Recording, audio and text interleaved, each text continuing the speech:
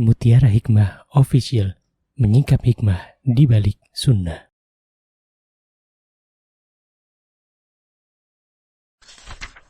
Salurkan donasi terbaik Anda untuk mendukung dakwah Mutiara Hikmah Official. Mari siapkan bekal akhirat kita. Jangan lewatkan kesempatan emas ini. Ayo kita berkontribusi dalam program pembangunan Masjid Mutiara Hikmah yang dibina langsung oleh Ustadz Hanan Yasir MA dan Ustazah Imro'atul Azizah. Raih pahala umroh setara haji dalam program Umroh I'tikaf Ramadan di tahun 2026. Perjalanan penuh makna, bimbingan penuh ilmu bersama Ustadz Hanan Yasir MA dan Ustazah Imro'atul Azizah.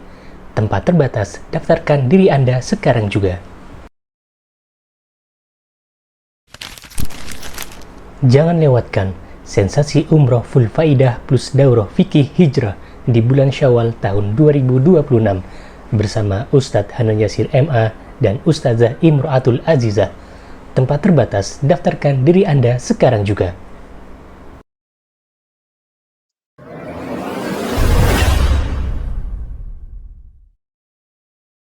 Ibu-ibu jamaah Majelis Ta'lim Hidayatus Sunnah yang saya cintai karena Allah, hari ini insyaallah kita akan bersama-sama belajar tentang sebuah hadis qudsi. Hadis qudsi yang begitu panjang. Jarang-jarang ibu-ibu hadis qudsi itu panjang.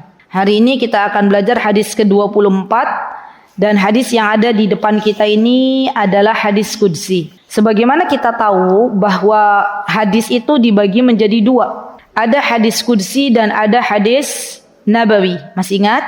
Ingat enggak? Hadis qudsi dan hadis nabawi itu berbeda. Coba ibu-ibu lihat dulu. Saya baca awalannya dulu ya.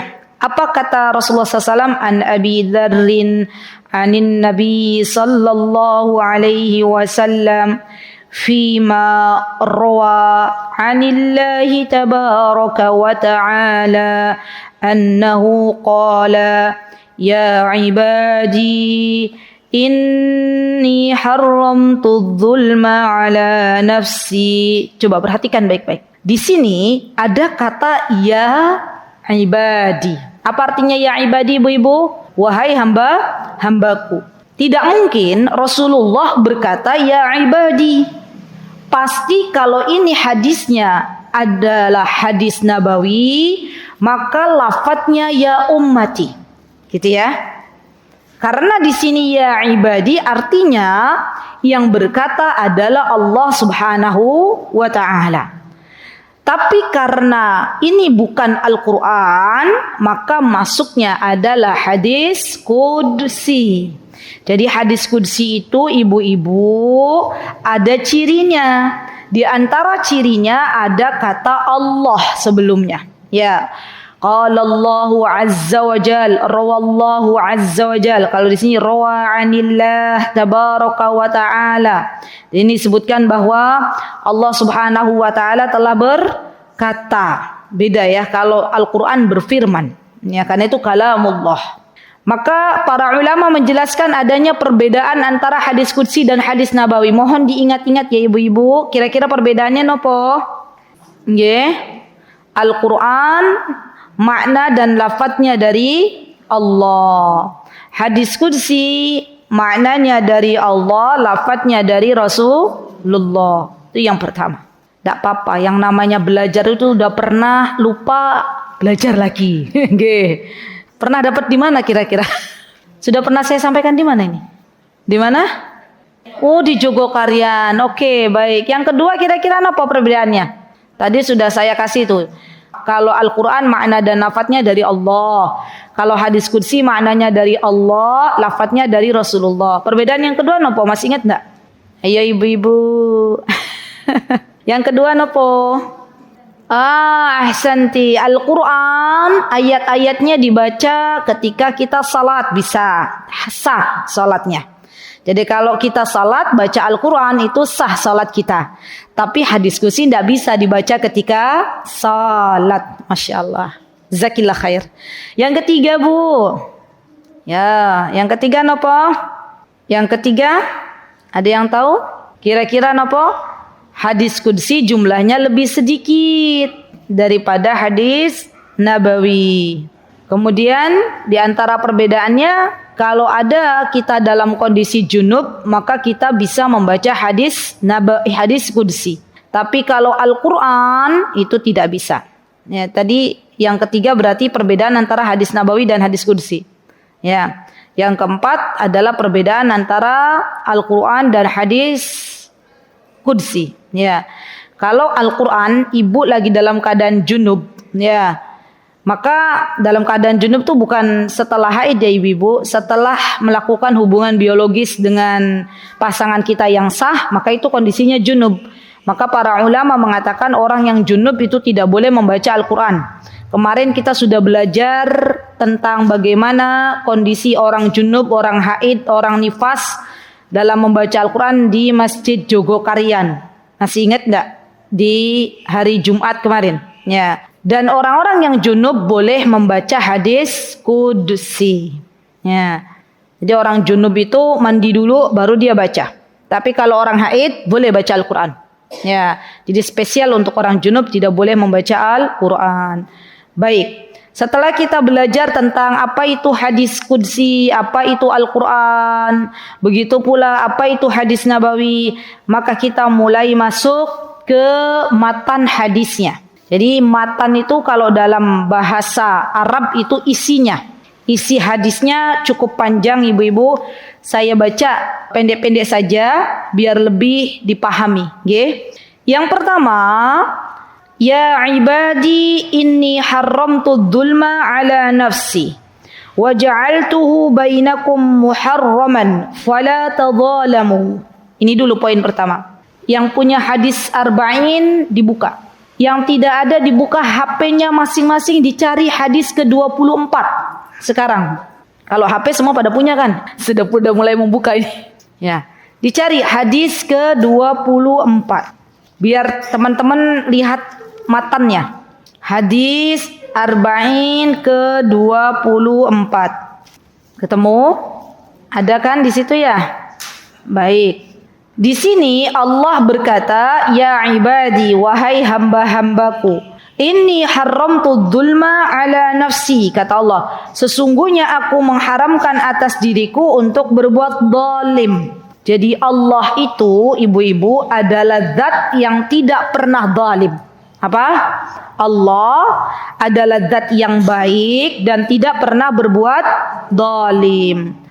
Ada beberapa ayat Al-Quran yang menyebutkan bahwa Allah Subhanahu wa Ta'ala tidak pernah mendolimi hambanya. Di antaranya ada dalam surah An-Nisa ayat 40. Sebagaimana Allah berfirman, A'udzu billahi minasy syaithanir rajim. Bismillahirrahmanirrahim.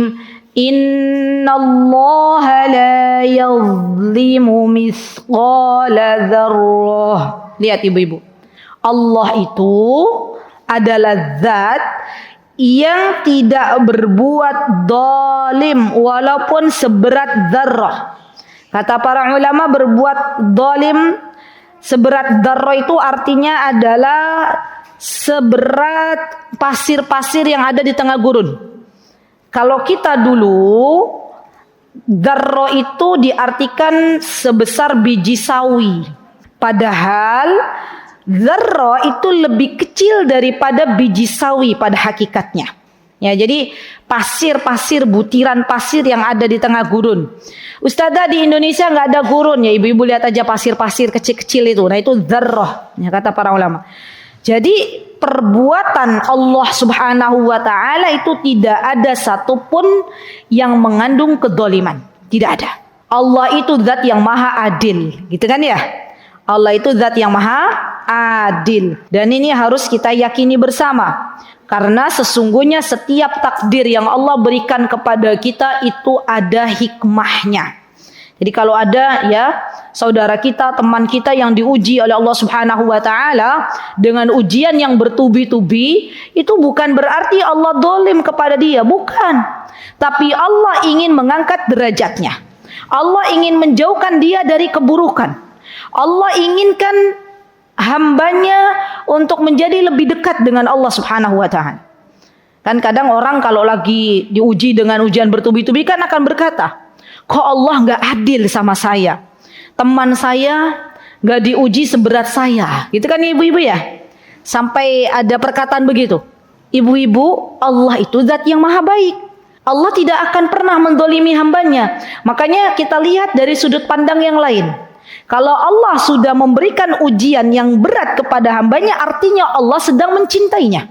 Masya Allah ya. Jadi orang yang diuji oleh Allah, itu sebenarnya Allah sedang mencintainya. Kata para ulama, kalaupun ya Allah Azza wa Jalla tampakkan keadilannya di muka bumi ini, kemudian ada hambanya yang tidak terima dengan keadilannya Allah, maka tidak akan mengurangi keagungannya Allah Subhanahu wa taala. Masya Allah ya. Jadi kadang kita itu terlalu bersuudzon sama Allah. Gimana ibu-ibu? Ya padahal sebenarnya Allah sedang menginginkan derajat yang tinggi untuk fulanah. Allah sedang menginginkan lebih dekat untuk fulanah. Allah sedang menjauhkan fulanah dari orang-orang yang tidak baik dalam kehidupannya. Makanya kita katakan bahwa Allah itu tidak pernah zalim. Allah itu adalah zat yang maha adil. Baik. Sekarang ketika kita berbicara masalah zalim, maka para ulama menyebutkan arti zalim itu sendiri. Apa definisinya ibu-ibu? Zalim itu adalah wad'u syai'i fi ghairi mahallah. Wad'u syai'i fi ghairi mahallihi. Menempatkan sesuatu bukan pada tempatnya. Itu zalim secara bahasa. Jadi kalau ada orang menempatkan Al-Quran di tempat sepatu, di tempat sendal, itu zalim. Ada orang, apalagi ibu-ibu, meletakkan sepatu di atas karpet masjid yang bersih, itu zalim. Harusnya kita letakkan setiap sesuatu di tempatnya masing-masing. Itu definisi secara bahasa. Definisi secara syar'i, ya. Secara terminologi, apa itu zalim? At-tasarruf fi milkil ghair. At-tasarruf itu menggunakan sesuatu milik orang lain. At-tasarruf itu menggunakan sesuatu milik orang lain. Dan kedzaliman ini dibagi menjadi dua. Ini yang perlu kita pelajari bersama. Ada berbuat zalim kepada diri sendiri, ada berbuat zalim kepada orang lain. Ya ini menurut saya ini masalah yang memang cukup serius, yang harusnya kita belajar semuanya. Karena kedua-duanya tuh nggak boleh. Zalim kepada diri sendiri tidak boleh, apalagi zalim kepada orang lain.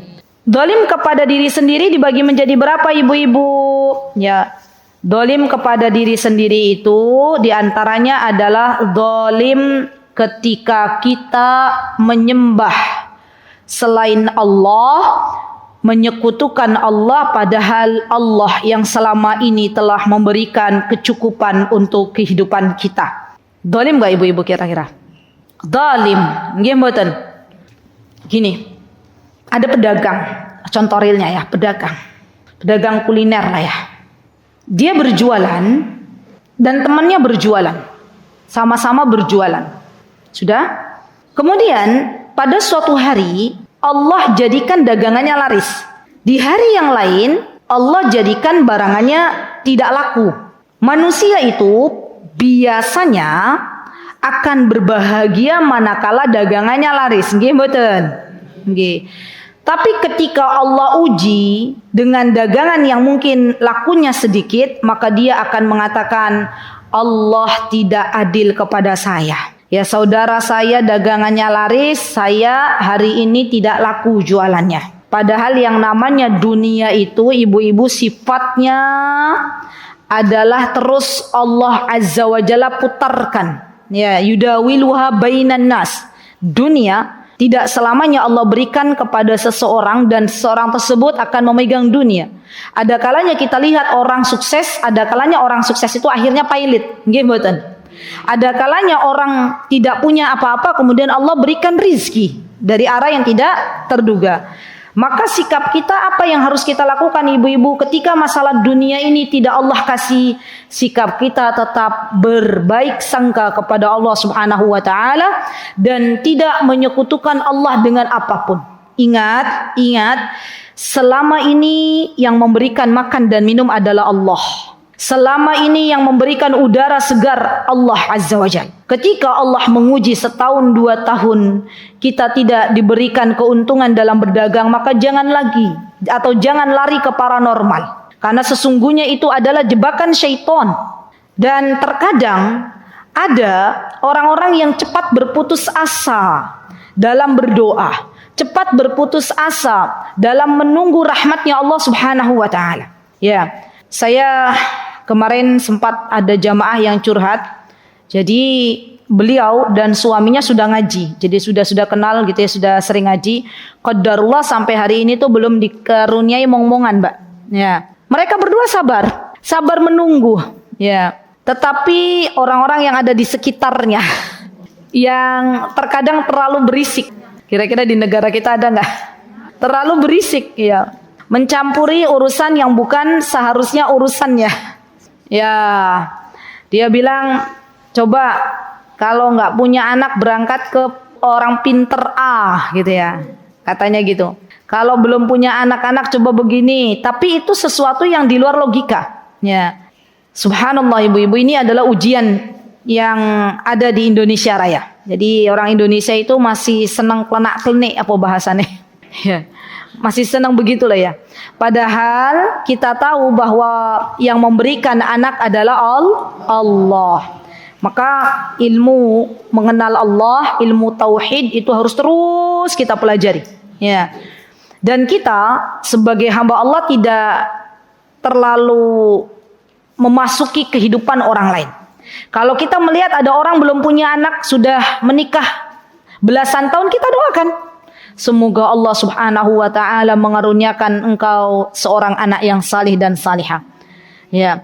Ada enggak kisahnya orang belum punya anak 11 tahun, 12 tahun, 13 tahun, bahkan puluhan tahun tiba-tiba Allah kasih anak? Ada. Nabi Ibrahim alaihissalam, Nabi Zakaria. Ya. Maka teruslah berdoa kepada Allah dan jangan berbelok ke arah yang Allah murkai. Ya, itu pesan saya. Ya. Dan ketika kita menyekutukan Allah, ketika kita meminta kepada selain Allah, artinya kita sedang mendolimi diri kita sendiri. Ya, itu bagian dari mendolimi diri kita sendiri. Yang kedua, ibu-ibu, dolim kepada orang lain. Dan ini yang dimaksud dalam hadis fala tadzalamu, dan janganlah kalian saling mendolimi. Dan kedoliman yang berkaitan dengan haknya orang lain itu dibagi menjadi 3 lagi, yaitu yang ada kaitannya dengan jiwa. Jiwa itu berarti pribadi ya. Ada orang membunuh orang lain, itu zalim. Ya. Yang kedua harta. Ada orang mengambil hartanya orang lain, berarti itu zalim. Dan yang ketiga adalah harga diri. Ada seorang wanita, dia tidak berzina, kemudian disebarkan hoax ya bahwa dia adalah wanita yang tidak baik-baik. Itu kan berarti telah mencederai harga diri seseorang. Ya, hati-hati ibu-ibu.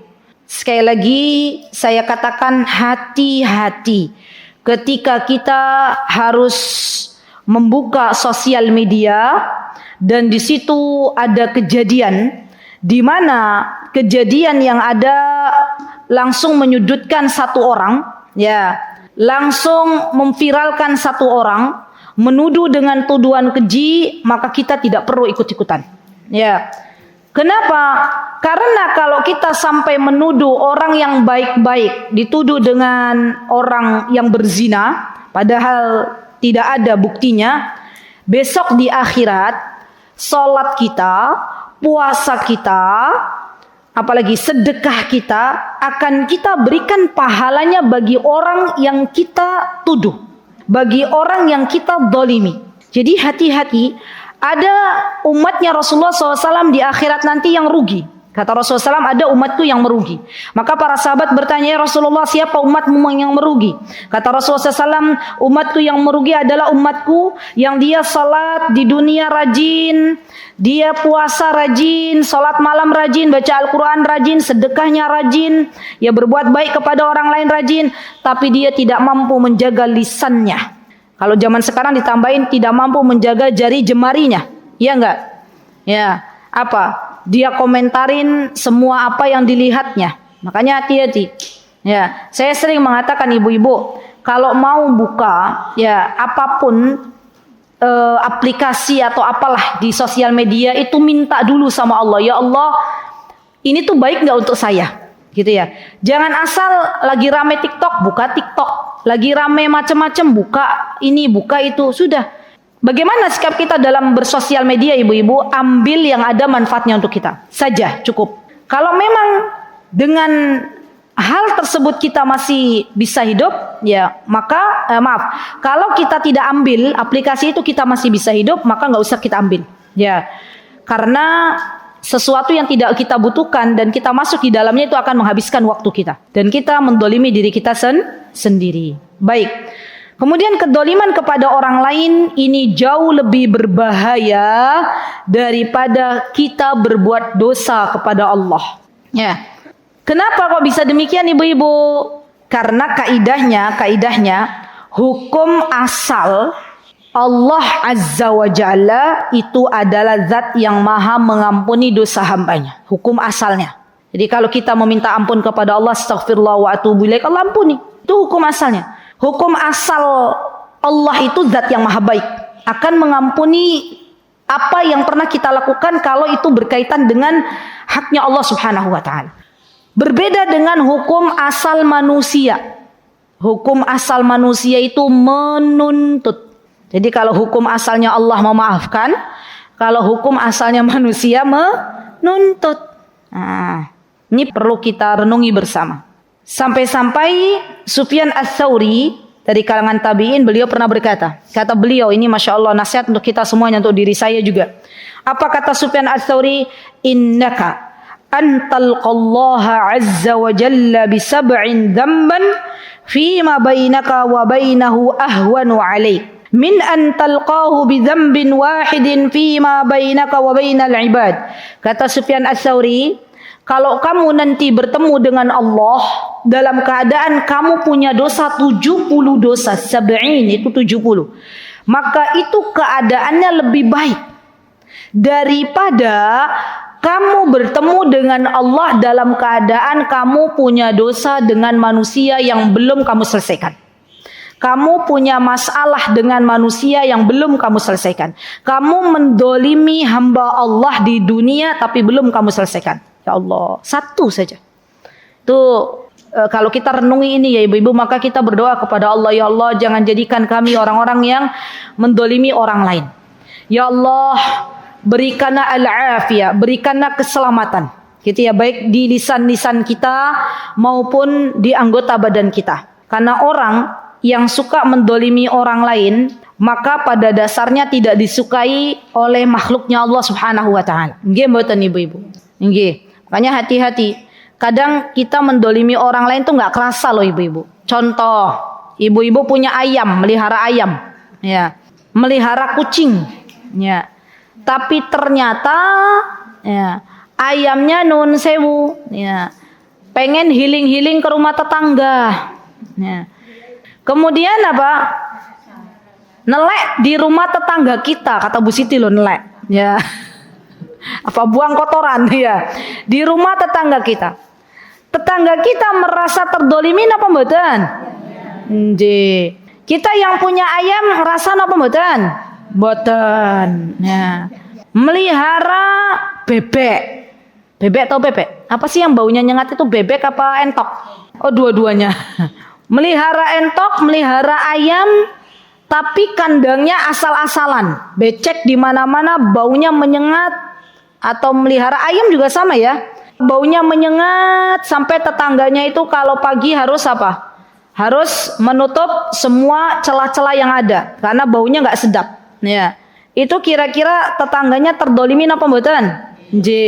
Maka hati-hati, ya hati-hati dengan ini. Hal yang sepele, tapi kalau kita tidak memperhatikan maka itu semuanya akan berdosa ya akhwat. Wallahi. Maka ya Allah, kita berdoa kepada Allah semoga kita termasuk orang-orang yang tidak mendolimi orang lain. Ya, kenapa? Karena ngeri. Ya. Hal yang sepele bisa menjadi rumit manakala kita berada di hadapan Allah Subhanahu wa taala. Ya, kalau ada orang punya kucing meong, boleh enggak? Boleh. Tapi kalau kucingnya suka buang kotoran di rumah tetangganya, suka macam-macam di rumah tetangganya, boleh napa mboten? Mboten. Ya. Jadi ini hati-hati. Ya. Melihara ayam boleh nggak Ustazah? Boleh, tapi hati-hati kalau tetangganya udah bilang ini loh ayammu nelek gitu ya. Kitanya biasa aja gitu ya. Itu khawatir nanti didoain yang jelek-jelek. Ya. Ada 3 doa yang Allah akan ijabah. Tidak ada hijab antara Allah dan hambanya. Siapa doanya? Siapa yang Allah ijabah? Yang pertama adalah doanya orang-orang yang didolimi. Jadi panjenengan sekarang lagi didolimi oleh seseorang, itu Allah zat yang maha adil, bukan Allah mendolimi panjenengan. Artinya panjenengan punya waktu untuk berdoa kepada Allah. Nggih mboten?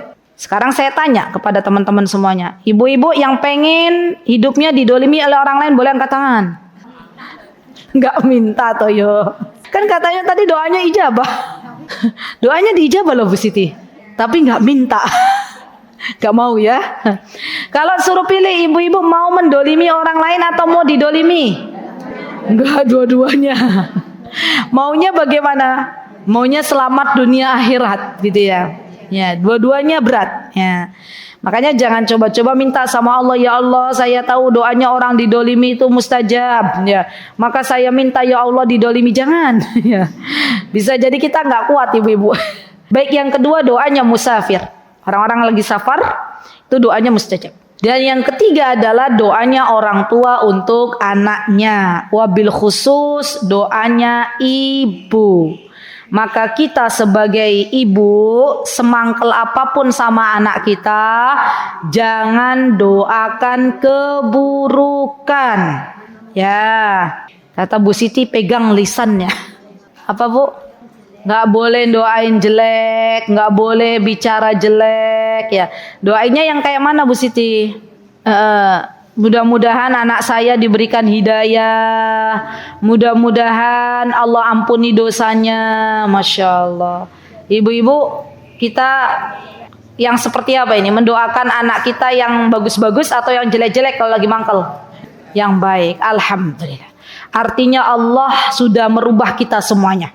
Jadi kalau dulu mungkin kita sering terucap dalam lisan-lisan kita kalau anak kita lagi apa Bu? Lagi bertingkah polah ya. Terus kita bilang, ya Allah anak esopotoyo nakal banget, nakal beneran ya. Dan insyaallah dengan bertambahnya hidayah yang Allah berikan, insyaallah itu semuanya sudah jauh dari kita. Begitu nggih ibu-ibu nggih? Baik. Kemudian ibu-ibu ya, nanti di akhirat itu kita akan berhadapan dengan Allah Subhanahu wa taala. Dan sebelum Allah putuskan apakah orang ini akan masuk surga atau masuk neraka, maka Allah akan putuskan terlebih dahulu tentang kondisi hambanya, apakah dia punya masalah dengan sesama hamba Allah atau tidak. Ya. Kalau punya masalah dengan sesama hamba Allah, maka akan dipanggil orang yang sedang bermasalah itu. Ya. Dan Allah Azza wa Jalla yang akan memberikan keputusan yang seadil-adilnya. Dan takutlah di hari di mana kita bertemu dengan Allah, tapi ternyata kita masih ada masalah dengan orang lain yang belum kita selesaikan. Ya Allah Bu, kita besok di akhirat itu butuh dengan pahala. Nggih mboten. Semua kita butuh dengan pahala. Maka kalau kita nanti di akhirat naudzubillah min dzalik ya, pahala kita dibagi-bagi kepada orang yang ketika di dunia kita dolimi, maka habis pahala kita. Ya, dan panjenengan akan terkejut manakala hari ini panjenengan didolimi oleh orang lain, kemudian panjenengan dapat transferan pahala. Ya, betul Bu, orang yang pernah didolimi oleh orang lain ketika akan memaafkan tuh rasanya sakit. Ya, tapi memaafkan jauh lebih baik daripada kita mendendam. Kenapa? Karena kalau kita tidak memaafkan, maka yang ada hidup kita nggak sehat, baik jasad kita maupun hati kita. Ya, kebaikannya kembali kepada siapa? Kepada diri kita. Jadi kalau panjenengan pernah didolimi oleh orang lain, boleh sedih, ya, tapi jangan terlalu lama bersedih. Harus bangkit. Ingat bahwa kita hidup di dunia hanya sekali saja. Dan kelak di akhirat ada pengadilan yang akan Allah Azza wa Jalla langsung menjadi hakim untuk memutuskan segala sesuatunya. Jadi ingat bahwa di dunia ini kehidupan hanya sementara dan nanti di akhirat ada keadilan yang Allah tegakkan. Baik. Kemudian di sini disebutkan ibu-ibu bahwa asal muasal manusia adalah tersesat. Apa kata Allah? Ya. Yuk kita lihat lagi matan hadisnya. Di sini Allah berkata, "Ya ibadi kullukum dhalun illa man hadaituhu fastahduni ahdikum." Kata Allah, wahai hamba-hambaku, kalian semuanya itu tersesat. Jadi asal muasalnya kita tersesat.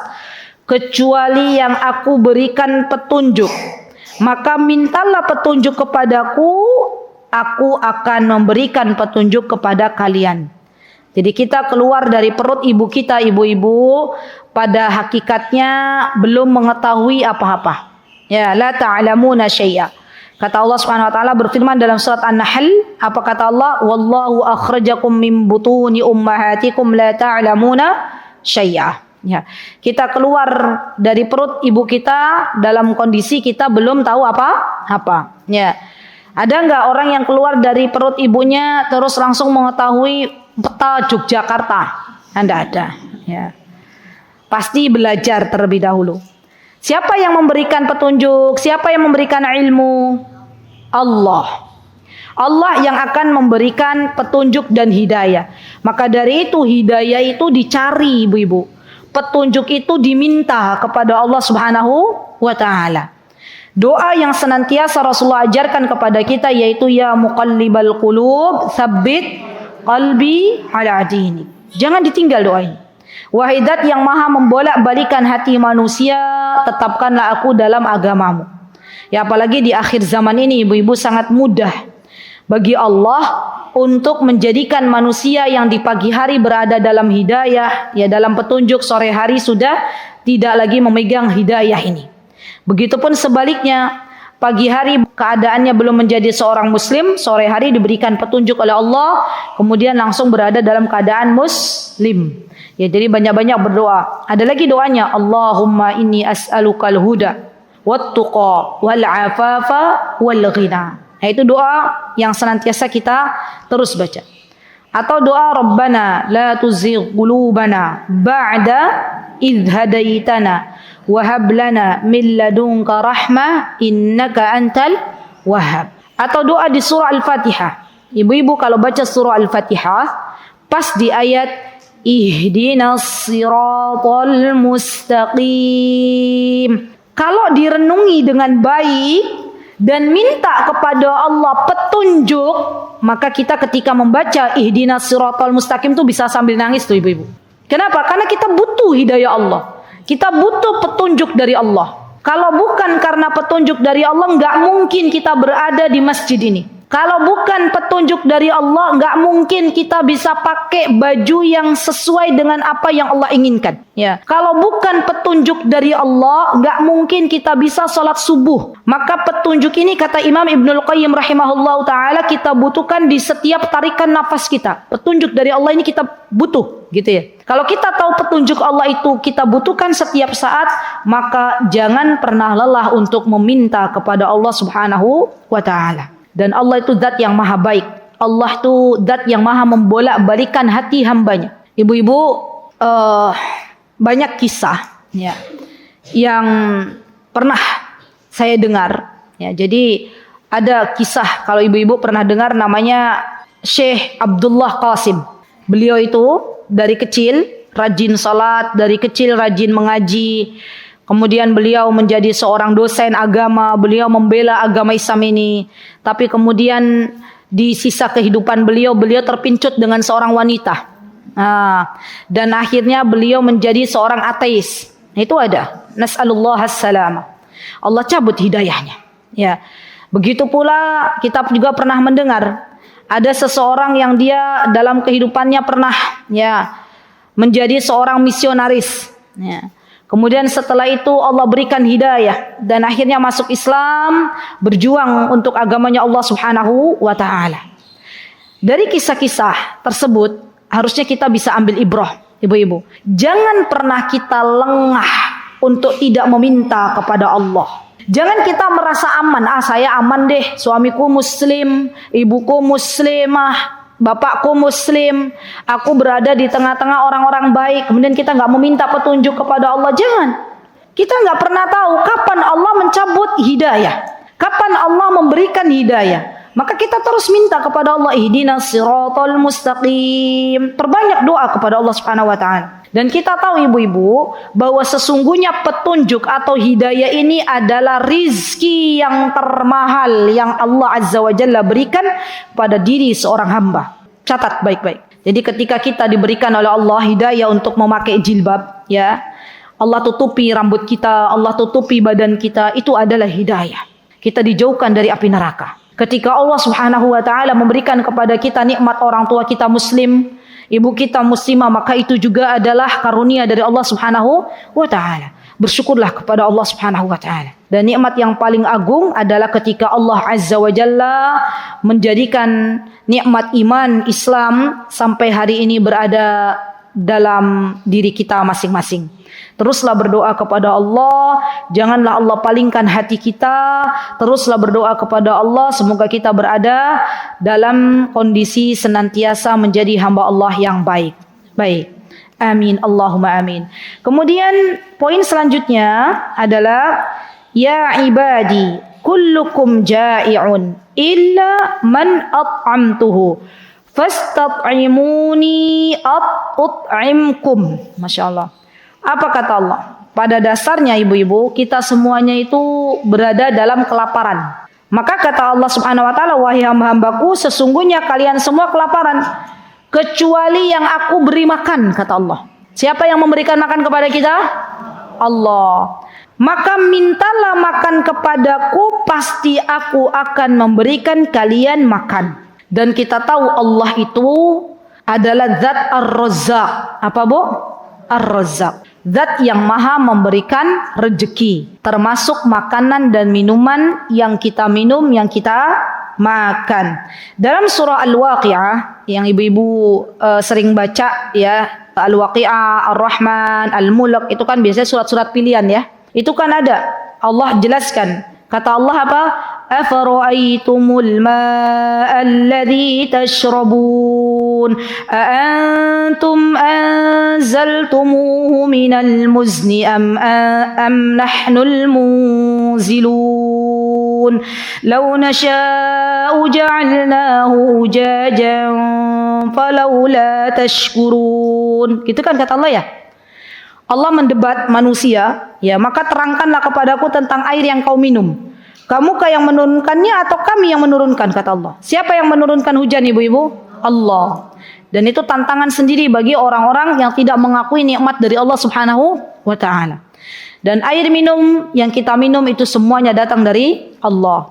Makanan yang Allah berikan kepada kita itu juga termasuk bagian dari rizki yang Allah berikan.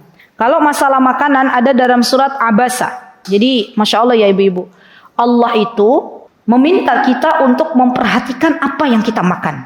Coba ibu-ibu tadabbur di surah Abasa ayat 24 sampai 32. Pelajari ini, bagus sekali. Surah Abasa ayat 24 sampai 32. Ya, nanti dipelajari.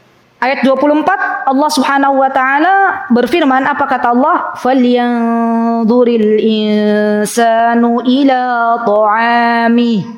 Kita disuruh lihat apa ibu-ibu? Makanan yang kita makan. Dan di sini coba ya, apakah ada gorengan yang Allah sebutkan? Kata Allah, anna sababna al-ma'a sabba thumma shaqaqna al-arda shaqqa fa anbatna fiha habba wa 'inaban wa qadba wa zaytunan wa nakhla wa hada'iqa ghulba wa fakihatan wa abba mata'an lakum wa li'an'amikum. Lihat ya ibu-ibu, perhatikan ini. Makanan yang Allah minta kita untuk makan. Ya. Yang pertama, kata Allah, sesungguhnya kami yang akan menurunkan air dari langit. Kemudian kami belah bumi dengan sebaik-baiknya. Lalu kami tumbuhkan biji-bijian di muka bumi ini. Berarti makanan yang baik adalah makanan yang berasal dari buminya Allah Subhanahu wa taala. Biji-bijian, ingat ya Bu, buah yang bagus itu buah yang ada bijinya. Itu yang bagus menurut kesehatan.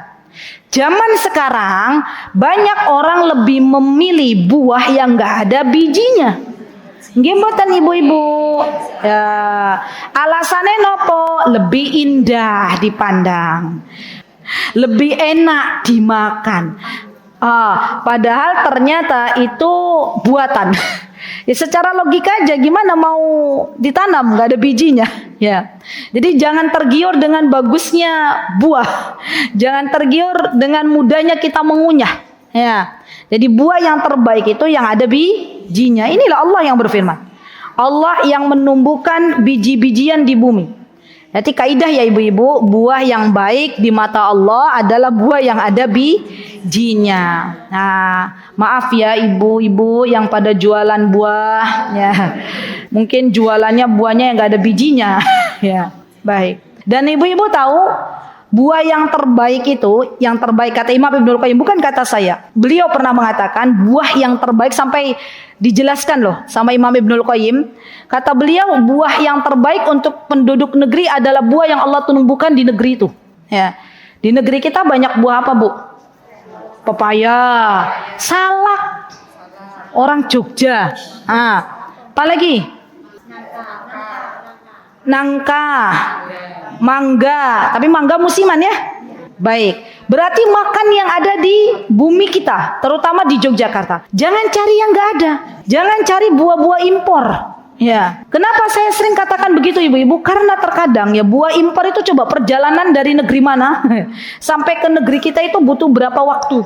Ya, dalam ya mau diawetkan dan lain sebagainya itu kan sesuatu yang mudarat, yang mengandung bahaya bagi tubuh kita.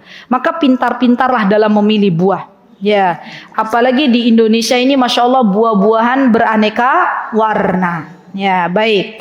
Kata Allah ada anggur dan sayuran-sayuran. Masya Allah ini baik berarti. Ya kita makan nih. Tapi kadang banyak yang nggak suka sayuran. Dan sayuran yang bagus adalah sayuran organik. Ya, sayuran yang nggak disemprot dengan pestisida. Kemudian zaitun. Zaitun nih ibu-ibu itu bagus. Ibu-ibu kalau ada buah zaitun dimakan. Orang Indonesia itu jarang yang suka buah zaitun. Ya mereka akan lebih suka buah manggis daripada buah zaitun. Ya belum familiar ya. Padahal buah zaitun dan minyaknya itu Allah kasih barokah di dalamnya. Ya mahal Bu. Saya doakan semoga panjenengan Bu yang tadi bilang mahal, semoga Allah berikan kesempatan panjenengan untuk berumroh dan bisa memakan zaitun. Amin. Ya. Ustazah kok kita nggak didoain semuanya ya.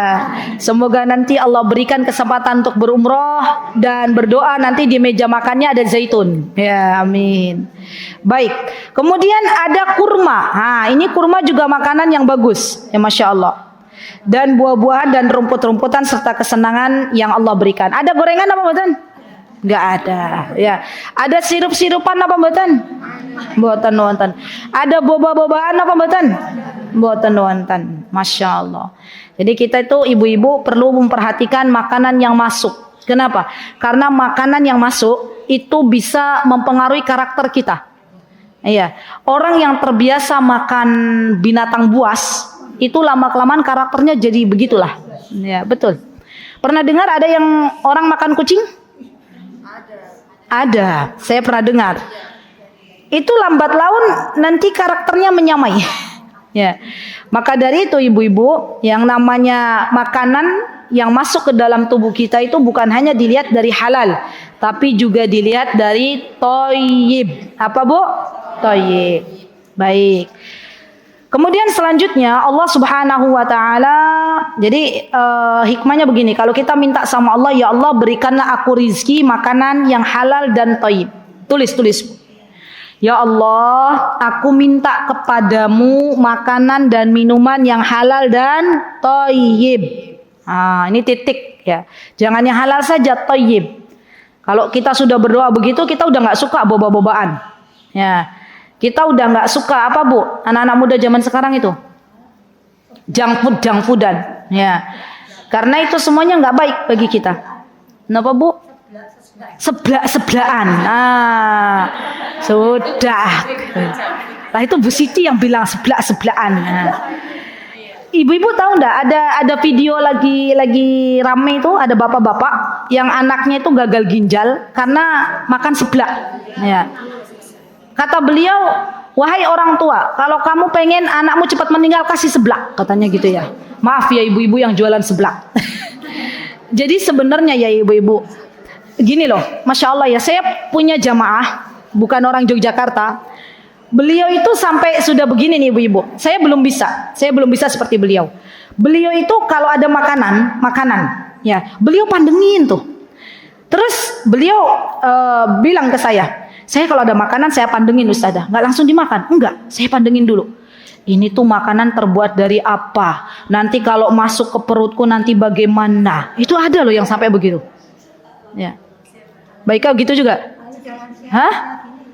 Ada minuman juga dipandengin tuh. Ini minuman terbuatnya dari apa? Efeknya apa kalau masuk ke tubuhku? Itu ada, masya Allah. Orang-orang yang model begitu. Kalau kita masih makan gitu ya, ada sesuatu di depan lezat, yang penting lezat ya Uni ya. Ada rendang, oke, gitu ya. Apa aja oke, gitu kan. Tapi kita nggak lihat seberapa dampak buruk untuk tubuh kita nanti. Ya, dan masya Allah, Allahumma barik. Kalau ada sampai hamba Allah yang mau makan aja mikir-mikir tuh, masya Allah deh, keren banget ya, masya Allah. Baik.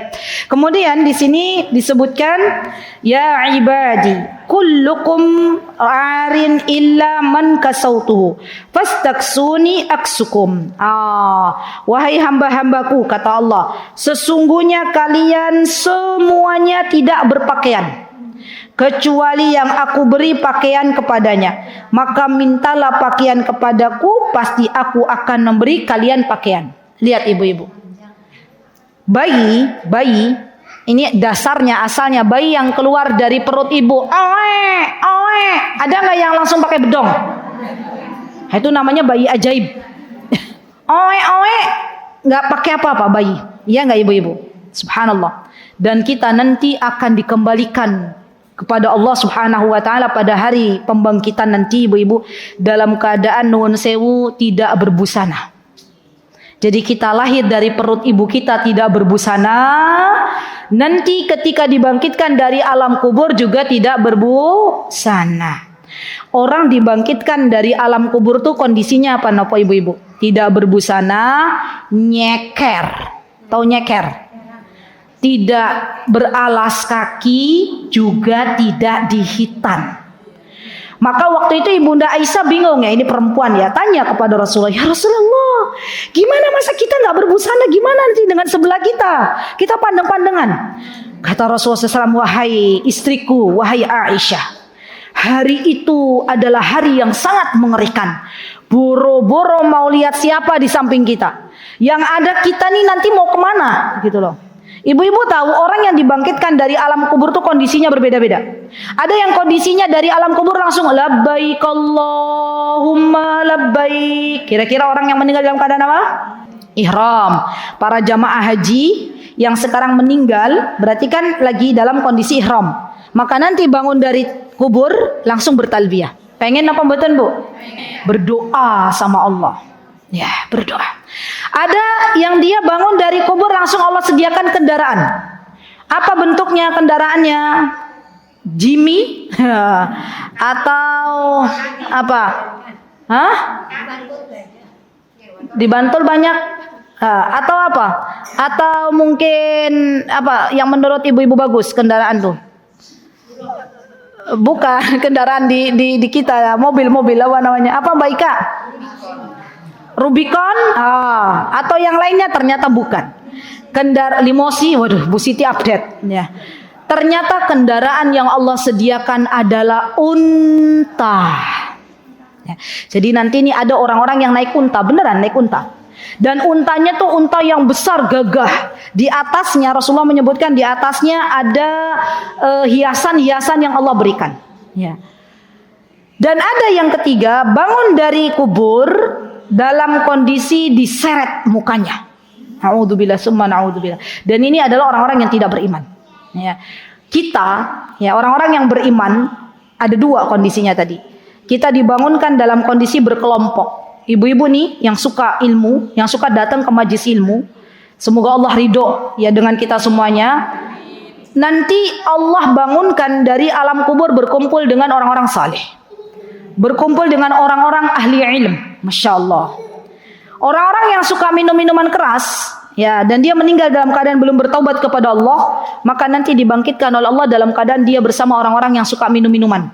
Ya, semua berkelompok ibu-ibu. Ahlul Quran, orang yang ahli dalam Al-Quran. Orang yang ahli dalam Al-Quran itu bukan hanya penghafal Al-Quran, tapi dia juga mentadabburi Al-Quran, mengamalkan Al-Quran. Maka nanti Allah kelompokkan dengan orang-orang ahli Quran. Ya Allah, ibu, saya izin menyampaikan sedikit. Kenapa kita itu harus berjuang dengan Al-Quran? Karena nanti bayangkan ya, orang yang berkelompok dengan ahlul Quran ini akan bertemu dengan Al-Quran itu sendiri di akhirat nanti. Dan Al-Quran akan meminta kepada Allah syafaat bagi orang-orang yang sering bermuamalah dengan Al-Quran. Apa kata Al-Quran? Ya Allah, mereka dulu sering membacaku di siang dan malam hari. Ya Allah, hari ini izinkan aku untuk memberikan syafaat kepada mereka. Itu yang pertama. Yang kedua, di akhirat nanti ada sebuah acara besar di mana orang-orang yang ahli Quran ini yang akan Allah jadikan mereka para pesertanya. Dan Allah akan berkata kepada ahli Quran ini, bacalah Al-Quran. Maka dia membaca sebagaimana dia membaca di dunia. A'udzu billahi minasyaitonir rajim. Lagi kata Allah, Bismillahirrahmanirrahim. Lagi. Sampai di akhir ayat yang dia baca, Allah naikkan ke surga, Allah naikkan ke surga, Allah naikkan ke surga. Dan ibu-ibu tahu, saya pernah membaca kisah dari ahlul Quran. Ada orang yang diuji oleh Allah sebelum meninggal dunia sakit, ahlul Quran. Dan di masa sakitnya baca Al-Quran, penghafal Al-Quran, mentadabburi dan mengamalkannya. Di detik-detik sebelum Allah wafatkan, khatam Al-Quran sampai surah An-Nas. Sampai surat An-Nas, akhir surat An-Nas sudah Allah wafatkan. Berarti tempatnya nanti di surga yang tinggi. Jadi subhanallah, kata para ulama, surga itu tingkatannya ada yang mengatakan sebanyak ayat yang ada dalam Al-Quran. Masya Allah. Jadi ini yang perlu kita siapkan bersama. Kenapa kita berjuang dengan Al-Quran hari ini? Agar besok pada hari kiamat kita dikumpulkan bersama ahlul Quran. Dan ahlul Quran ini adalah ahlullah wa khassatuh, keluarganya Allah subhanahu wa ta'ala. Berjuanglah ibu-ibu. Waktu di dunia hanya sebentar. Apa yang akan bisa kita perjuangkan? Apa yang akan kita bawa di hadapan Allah subhanahu wa ta'ala? Semoga Allah jadikan kita sebagai ahlul Quran. Amin. Allahumma amin. Baik, kemudian ada lagi di sini ibu-ibu. Ya ibadi innakum tukhti'una bil-laili wan-nahar. Wa ana aghfiru dzunuba jami'an. Fastaghfirni aghfiru lakum. Ya, di sini nanti ini insyaallah hadis ini dibagi dua ya, karena waktu juga yang tidak memungkinkan. Kalau kita terlalu cepat-cepat juga nanti tidak baik ya. Maka sampai di sini ya. Dan selanjutnya Allah berfirman, Allah berkata, apa kata Allah? Wahai hamba-hambaku, sesungguhnya kalian semua itu adalah orang-orang yang berbuat dosa. Jadi kita semua ibu-ibu, tidak ada satupun dari kita yang tidak pernah melakukan dosa. Bahkan bisa jadi dosa saya lebih banyak daripada dosanya ibu-ibu semuanya. Kalaulah bukan karena Allah yang menutupi dosa-dosa kita, maka tidak ada satupun dari teman kita yang mau bermuamalah dengan kita. Kalaupun dosa itu menghasilkan bau, aroma, maka tidak ada satupun dari teman kita yang mau duduk sebelah kita. Saking banyaknya dosa kita, maka kita semuanya berdosa. Tidak ada satupun yang tidak berdosa, ya. Dan dosa dibagi menjadi dua. Ada dosa besar, ada dosa kecil. Dosa kecil bisa dihapus dengan amalan-amalan salih yang Allah tetapkan untuknya. Amalan ini bisa menghapus dosa. Contoh, ibu-ibu sholat sehari 5 kali. Sehari 5 kali. Maka sholat ini dari duhur, asar, maghrib, isya, subuh, kalau kita rajin sholat, maka sholat ini menghapus dosa-dosa kita. Ya, ibu-ibu umroh, balik umroh, dosanya dihapus oleh Allah. Ibu-ibu puasa Arafah nanti, maka dosanya dihapus oleh Allah. Tapi itu semuanya adalah dosa-dosa kecil. Ya, dosa besar bagaimana cara menghapusnya? Kita bertaubat kepada Allah Subhanahu wa taala. Kita mengakui bahwa saya pernah melakukan maksiat ya Allah. Dulu ya Allah, waktu saya belum diberikan hidayah oleh Engkau, saya termasuk orang yang misalnya tidak memakai jilbab. Ya Allah, dulu sebelum Engkau berikan hidayah kepadaku, ya Allah, hari-hariku dipenuhi dengan mendengarkan sesuatu yang tidak Engkau ridhoi. Ya Allah, sebelum Engkau memberikan hidayah kepadaku, ya Allah, aku senantiasa sholatnya bolong-bolong. Ya, sebelum Engkau memberikan hidayah kepadaku, ya Allah, di bulan Ramadan kadang saya puasa, kadang saya tidak. Ya, berarti itu semuanya adalah dosa-dosa besar. Dan dosa besar ini bisa dihapus oleh Allah Subhanahu wa taala kalau kita bertaubat dengan taubatan nasuha. Ya, maka kata Allah Subhanahu wa taala, wahai hamba-hambaku, bertaubatlah kepadaku, mintalah ampunan kepadaku. Dengan apa? Dengan memperbanyak istighfar. Apa Bu?